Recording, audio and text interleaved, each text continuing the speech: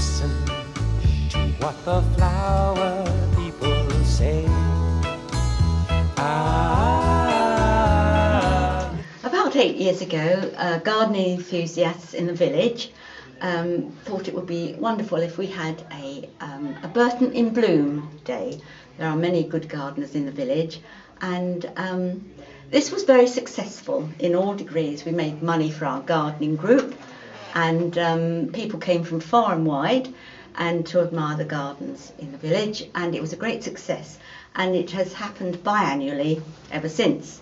From the Open Gardens days, we have formed a strong Pals with Trowels group in the village, and our sole aim is to enhance our village with planting of bulbs and tubs, and we have been very successful.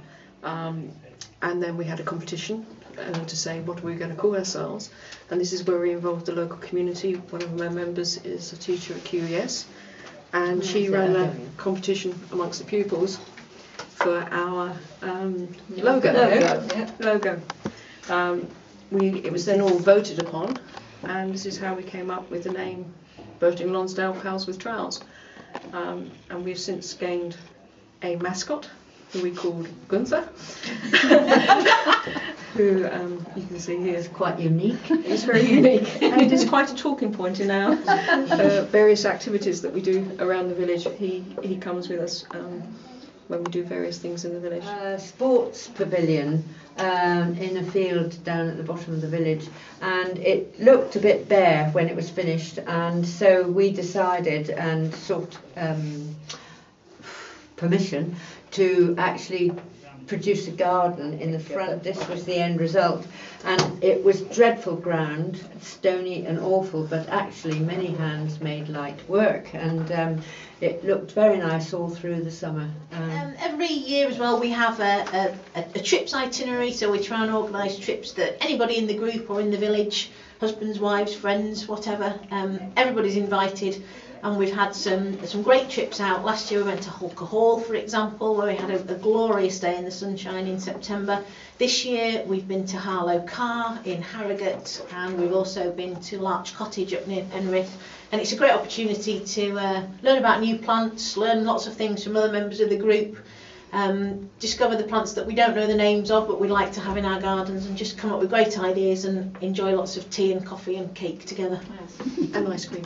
And ice cream. As part of the Open Garden Scheme, Pals also fund a plant store where all the villagers and the Pals get together and grow and sell new seedlings and plants to raise funds. One of our great projects the other year was a pumpkin growing competition.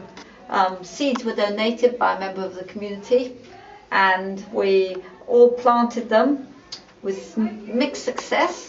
But at the end we had a winner, and wonderful orange pumpkins that looked a little bit like marrows. But it was great fun and involved all the children as well as the adults in the village. This has been our latest project that's just been completed. It's been 2 years in fruition, where we've had the original village signs restored. So we've been raising funds for just over 2 years for this, and we've had a local waller has completed it, and we've just completed planting 1,000 bulbs.